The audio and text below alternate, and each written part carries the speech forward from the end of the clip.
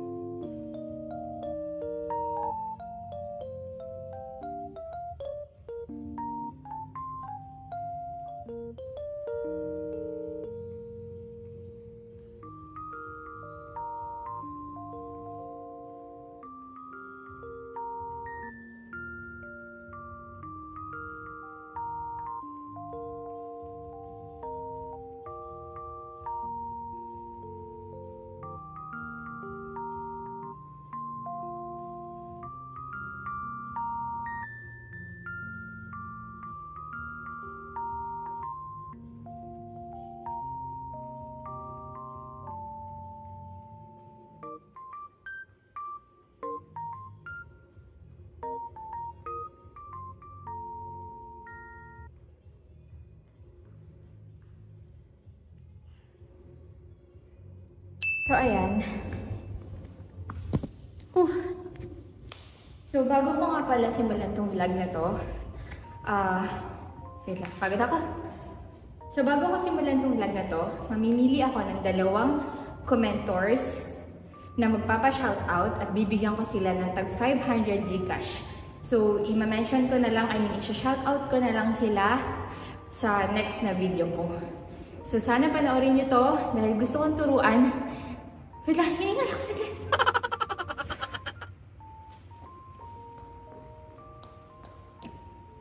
So, ayun, mag-comment na lang kayo dito para makuha kayo ng 500 Gcash by next vlog. Papa-shoutout lang naman kayo eh. Shoutout, ganams. Panoorin nyo na rin para may matutunan kayo. Alam nyo ba, masama talaga yung pakiramdam ko. Ayokong pumunta sa gym. Pero wala, pagpasok ko ng gym, parang nawala lahat ng sama ng loob ko, lahat ng lagnat ko, parang ganun. Pero gusto ko talaga mag-vlog kasi every time nagbamaydi ako ng push-up ko kasi parang naging hobby ko na everyday ako nagpo-push up kasi tinitingnan ko yung progress ko. Kahit apakaliit pa, kahit isa lang yung nadagdag, at least may progress. So, tinitingnan ko siya everyday kung ilan yung nadadagdag. Mahirap. So, every time nag-upload ako ng my day ko, ang dami nagtatanong, Ate Tin, paano ka nag-push up? Buti ka pa kaya mo, paano ka nag-start? Kasi ako kahit isa, hindi ko kaya. So, ganito nga. Wait lang, makakaya mo yung buhok ko. Yaman na, ganyan. So, ganito nga, nagsimula ako year 2022. So, 2024 na ngayon. To be exact, it's April, I guess. As in, never kong na-imagine na makakaya kong mag-push up. Alam niyo ba kung paano nagsimula to? Nakakita kasi ako ng mga lalaking nagpo-push up, tapos may mga lalaki din palang hindi marunong mag-push up. So, akala ko nature na ng mga lalaki na dapat marunong sila mag-push up.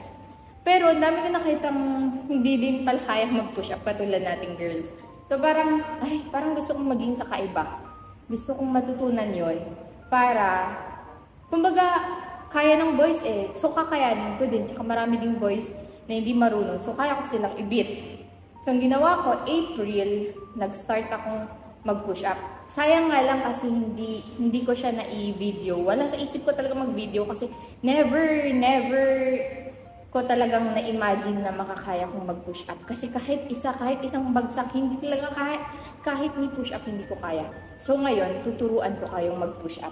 Kung paano ako nagsimula, tuturuan ko kayo. Hindi naman siya, hindi siya magic eh.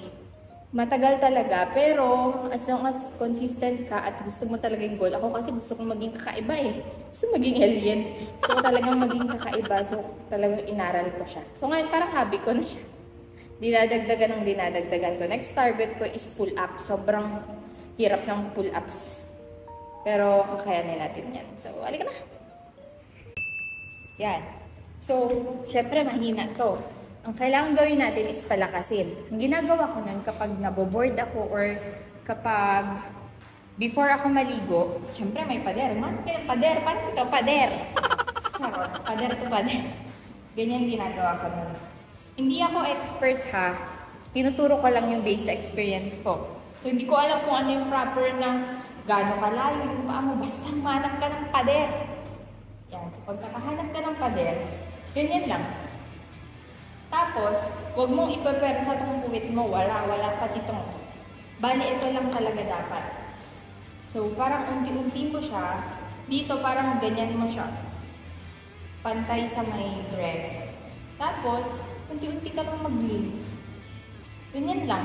Hanggang sa nafe-feel mo na yung braso mo nanginginig. So, ngayon, ganyan. Ganyan lang. Yan. Yan. Parang ang dali, no? Akala mo madali. Yan. Ganyan-ganyan mo lang. Every day, kahit 10. 10. Hanggang sa feeling mo nadadalian ka na. Hindi ko kasi alam kung anong madali, kung malayo o malapit. Basta, pampalakas kasi ito ng braso. Ganyan.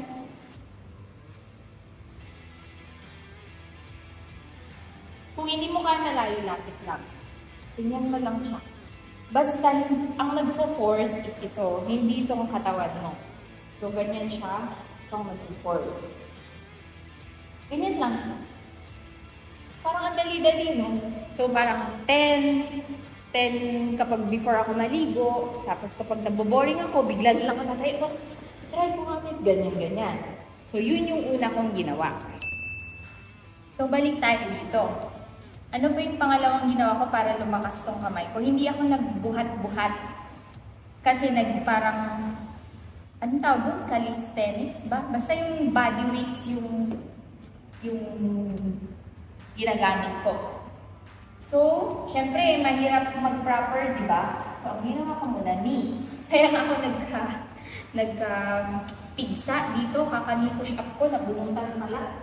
Grabe, 1 week kong sinaffer yun. 1 week din ako binuhat-buhat ng 2 utol ko. So, ganyan ang ginawa ko before. Siyempre, nahirap pa.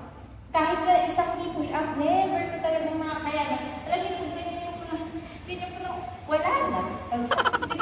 Hindi, ganyan, bagsa. So, ang gagawin mo, is ganyan lang. Ganyan lang. Kung hindi mo kaya ibaba, ganyan lang. Ganyan lang. Yan. Ganyan lang. Kung ayaw mo naman, mag-start ka naman din na ganito. Yung i-gagawin mo lang. Basta, lagi mong tatandaan na braso mo ang mag-force, hindi sa kahit anong katawan mo. Pero sa umpisa, mafe-feel mo na ibang parts ng katawan mo yung force, pero normal lang yun. So, yun. Or, so pangalawa yan, di ba? Una is yung sa wall. Push up sa wall. Pangalawa is, yung itatry ko lang siya, yung knee push up, pero ganyan lang. Huwag ulo yung gumagalaw ka, dapat yung balikat mo yung bumababa. Kahit ganyan lang siya. Alam nyo, ang secret din is araw-araw nang gawin para lumakas to. So, pero pag feeling nyo naman, kuwari, pang 4th day, feeling nyo na mamaga na yung braso, stop mo muna ng 1 to 2 days. Kasi once na nag-rest yung muscles mo na na-build, pag na-build na yung muscles mo na nag-rest, lalakas ka. Maniwala ka, kahit feeling mo ang hina mo, lalakas ka. So, yun lang ang secret, dapat araw-araw mo gawin. And then, yung pangatlo, yung ginagawa ko, is, para siyang plank. So, ganyan. Buhat mo ganyan. Ganyan, mag-planking ka. Hindi ko alam kung ilang minuto yung kaya mo sa plank, pero ganyan. Ganyan. Mag-plank ka lang. So, wall, knee push-up, tsaka plank. Everyday yan. Alam nyo, kahit nilalagnat ako nun, sige, laban. Kasi gusto ko talaga gawin. Gusto kong ma-achieve yung mga bagay na hindi na-achieve din ng mga babae. Kasi, huy, hello, hindi lahat ng babae. Kasi mismo ako, kahit sobrang payat ko before, never ko magawang mag-push up talaga, grabe. Pero wala yan sa weights mo, yung push up. Sabi mo, hindi ko kaya mag-push up kasi taba ko, hindi ko kaya mag-push up. Hindi, nakakita na ako ng mataba, nakakita na ako ng payat, pero kahit ilang mag-push up, kailangan mo lang talagang palakasin, Panzay. Palakasin mo. So, ayun. Yun lang naman yung basic. Basic na ginagawa ko. Kasi, pag lagi-lagi mong ginagawa yan, mag-i-improve ka din. Alam mo, maniwala, April, May, June, July. Hindi ko alam kung July ba yun o August. August, mga after 5 months, kaya ko na ata. Kaya ko nang mag-push up. Pero, hindi siya proper. Tapos, nginig pa to. Pero until now, nanginginig pa rin. Right.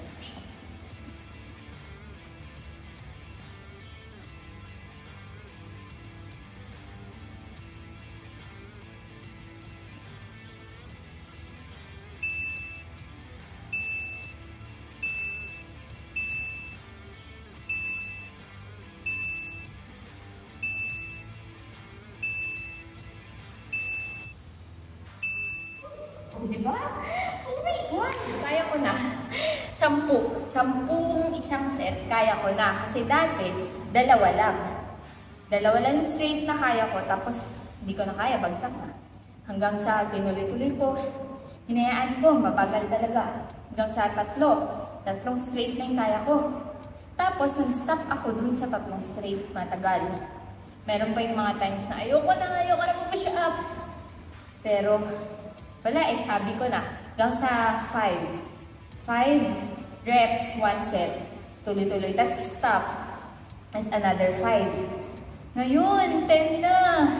So, hindi ko pa natatry ulit ituloy. Pero sigurado na ako sa isang set ko, 10 repetitions na.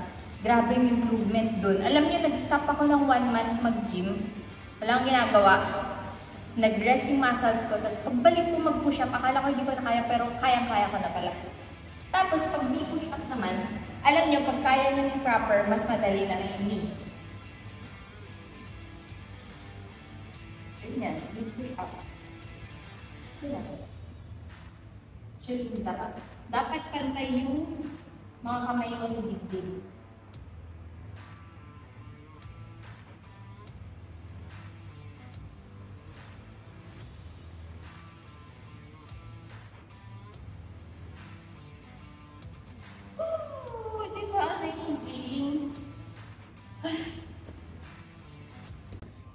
So, ayun lang.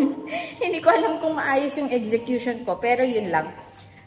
Yun, dun muna ka mag-start sa basic. Lahat naman nag-start sa basic, di ba? Huwag kayong madali. Start din naman ako no, 2024. Kalain mo yun, April 2023. Hindi ko kaya ibagsak kasi sobrang shaking talaga yung kamay, mga braso ko. Tapos, ang technique, pwede rin yung magganyan-ganyan muna kayo. Ito kasi dapat ang nagpo-force hindi siko. Lagi ako sinasabi ng kapatid ko nun, huwag yung siko kasi sumasakit, which is true. Tapos, napapansin nyo, ngayon kasi in-adjust ko na siya ng medyo wide. Dati kasi ganyan ako mag-push up. Pero ito talaga, kailangan ito tsaka panlalaki talaga.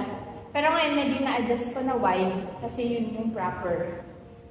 Pero, natutuwa lang ako kasi never kong na-imagine talaga na makakaya ko mag-push up.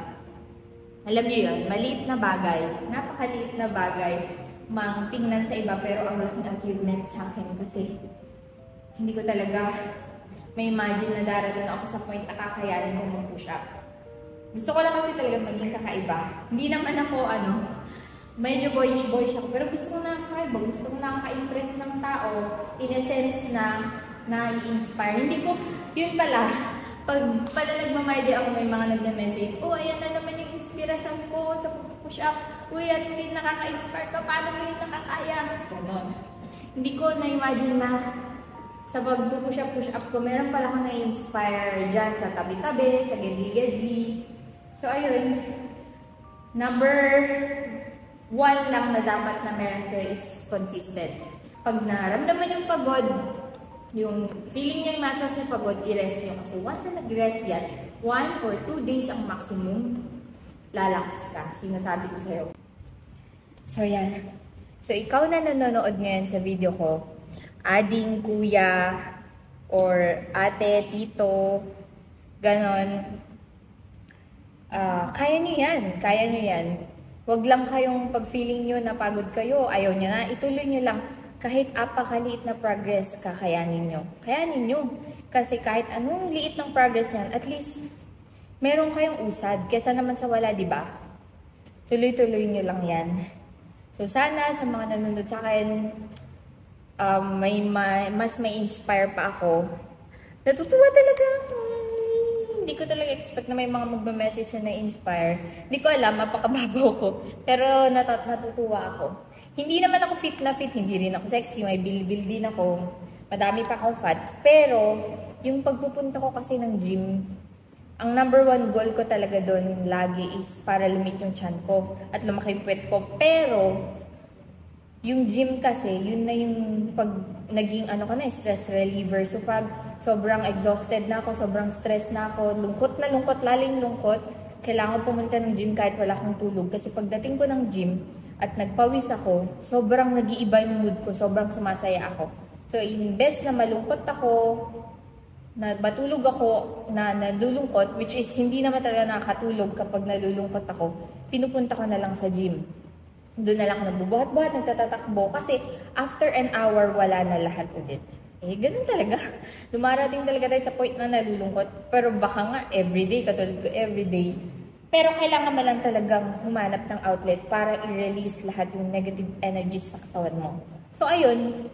Sana sa mga nanonood nito, kapag sisimulan yung mag-pursue na matutong mag-push up, i-video nyo. Kasi, kapag binivideo nyo araw-araw, may kita nyo talaga kahit napakalit na difference, may kita mo yun. At yun yung magiging inspirasyon mo para mas maging better ka pa, para maging better ka bukas. Parang kapag, uy, nakaya ko na yung isa, nakaya ko ng ibaba yung dibdib ko, nakaya ko na ganun. Alam nyo, pag nakita nyo sa video, siguro after a week nyo pa makita yung progress, alam nyo, baka ayaw nyo nang tumigil ka ka-push up. Ako kapag break namin, kapag walang tao sa hallway, nagpo-push up ako. Kasi, nararamdaman ko yung progress. Nakikita ko yung progress. So far ngayon, ang progress ko is, kaya ko na yung 10 repetitions sa 1 set. Oh my God! Akala I went from 0 to 10. So, ayun. Sana may natutunan kayo kahit napakagulo kong mag-vlog. Sana may na-inspire ako. Maraming salamat! Agyama na! Bago ko tapusin tong vlog na to, gusto ko palang sabihin sa inyo na introvert ako. Mahihain akong tao. So, tingnan nyo naman. Walang tao dito. Nahiya kasi akong magsalita sa maraming tao. Nagagawa ko lang magsalita kapag mag-isa na ako. Parang ngayon. Pero, actually, makikita nyo pa yung pagka-shy type ko dyan sa camera. Nahihiya pa rin talaga akong mag-vlog ng ganito. Dati ginagawa ko na to, pero parang ngayon. Kasi, nakikita ko pangat-pangit ka dyan sa camera. Pero, it's okay. Ganun talaga. Kailangan natin tanggapin. Ayun lang. Gusto kong share na mahihain pa ako. Super mahihain talaga ako.